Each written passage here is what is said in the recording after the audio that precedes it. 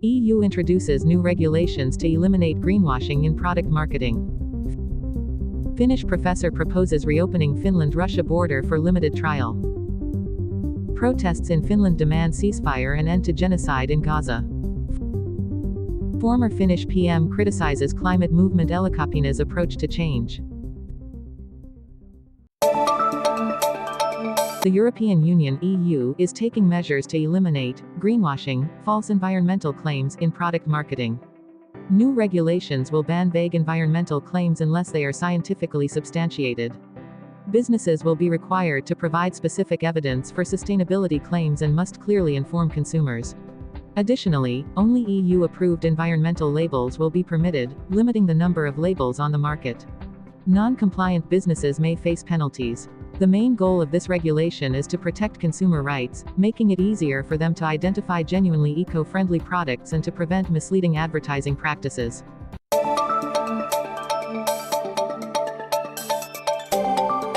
Professor Jussi Leiner from the University of Eastern Finland has proposed reopening a border crossing between Finland and Russia to test Russia's response. He believes that the eastern border is currently very quiet and that this could be an opportune time for a limited trial. Leiner emphasized that reopening the border would not only benefit people on both sides, particularly families with dual citizenship, but also provide important insights into the situation in Russia. However, many experts, including advisor Hannah Smith from the Organization for Security and Cooperation in Europe (OSCE), disagree and recommend keeping the border closed. They are concerned that reopening it could lead to unforeseen situations.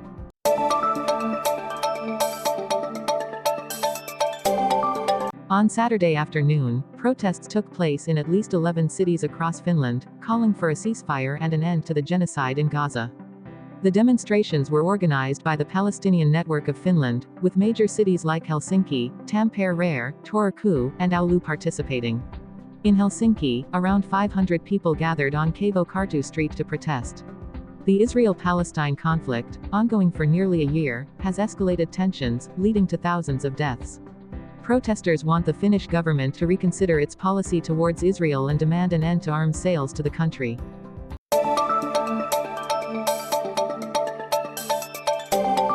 Former Finnish Prime Minister Matti Vanhanen believes that Elokapina, the climate change activist movement, is mistaken in thinking they are the only ones who truly understand the seriousness of the issue. According to him, Elokapina fails to recognize the efforts many people have made to mitigate climate change. He emphasized that instead of turning climate issues into an identity-based political movement, the focus should be on practical solutions. Vanhanen also suggested that Elokapina should collaborate with other organizations to create a greater impact. Meanwhile, former MP Sartu Hassi expressed deep concern about the planet's future and agreed with Elokapina's goals. However, she warned that extreme actions, such as dyeing the parliament building red, could divide public opinion and make it harder to achieve consensus on future climate policies.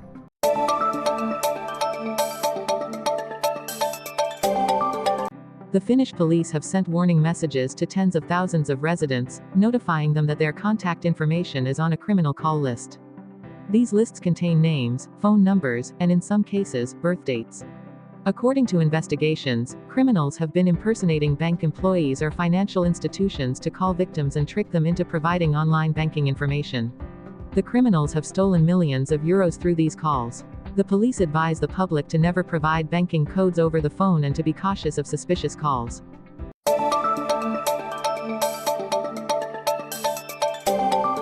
Oulaskangas hospital staff are concerned about the rapid changes being proposed, creating job security anxieties. Specifically, staff are worried about being relocated to Oulu University Hospital, which is over 100 kilometers away, making daily commuting too burdensome for many. Astar Nuor-Alar, a surgical nurse, shared that traveling from remote areas like Harpar-Zervi, which is 160 kilometers from Oulu, would take about 2 hours by car, which is too much for anyone. If they refuse the transfer, they could face layoffs due to financial reasons.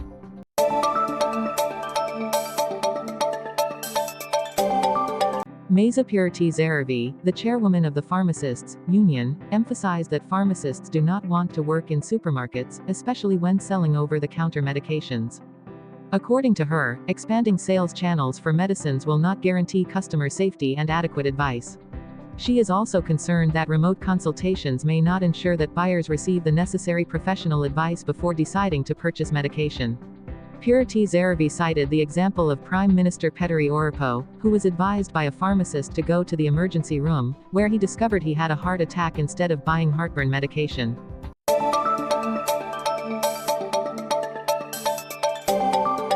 Currently, artificial intelligence (AI) technology is being misused to create disinformation campaigns and even to promote extremism. Familiar national symbols of Finland, such as images of former President Urho Kekkonen or the voice narrating the nature documentary Alvar Luonto, are being exploited to spread misleading content. These AI-generated images and sounds are shared on social media platforms with the goal of manipulating public perception.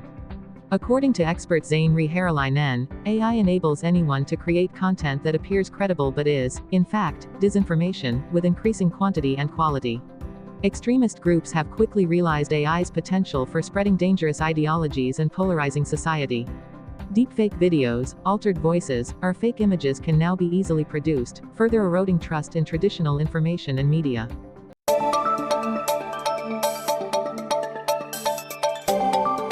The Kolmen Ristin Church of the Three Crosses in Imar Traar, designed by renowned architect Alvar Aalto and inaugurated in 1958, has faced significant moisture and air quality issues, leading to its closure for nearly 4 years. After years of waiting, the first phase of the church's restoration is nearly complete. In this phase, windows, doors, and the church's exterior have been refurbished, along with the repainting of its 34-meter-high tower.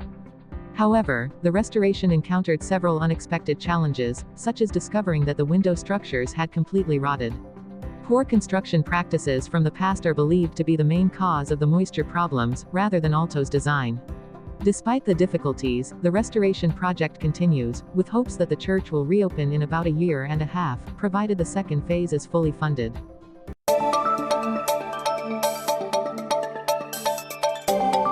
A Finnish documentary about shamans and nuns took an unexpected turn when its main character was accused of serious crimes. The documentary, titled Shadowland, was initially expected to be director Richard Stanley's successful return to Hollywood.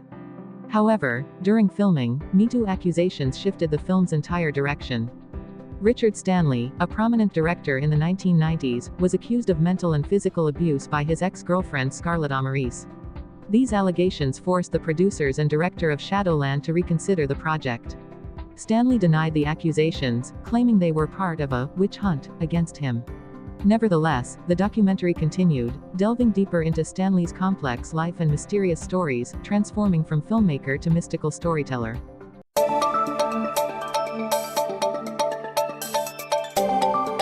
Ako Yamakawa, a Japanese woman, has drawn attention by offering Sami language courses at the University of Tokyo.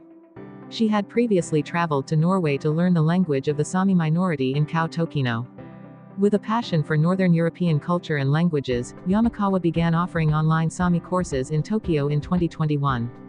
Her first class attracted 21 students and quickly filled up, reflecting the strong interest of Japanese people in indigenous cultures. Yamakawa shared that when teaching Northern European culture, many students became fascinated with the Sami people and wanted to learn more about them. She also mentioned that Sami is a difficult language to learn, but her passion helps her overcome the challenges. Currently, she continues to teach Sami language and culture, further introducing Japan to this indigenous group.